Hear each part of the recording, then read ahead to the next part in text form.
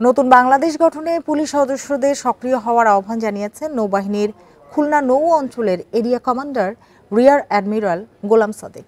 সকালে খুলনা মেট্রোপলিটন পুলিশের ৮টি থানা পরিদর্শন করেন তিনি। সকাল ১০টায় নগরীর খালিশপুর থানা পরিদর্শন করেন। পরে সদর, সোনাডাঙ্গা ও অন্যান্য থানা পরিদর্শন করেন তিনি থানায় কর্মরত পুলিশ সদস্যদের সাথে কথা বলেন। প্রিয় নম্বর সেট করে বিকাশে সেন্ড মানি করুন ফ্রি।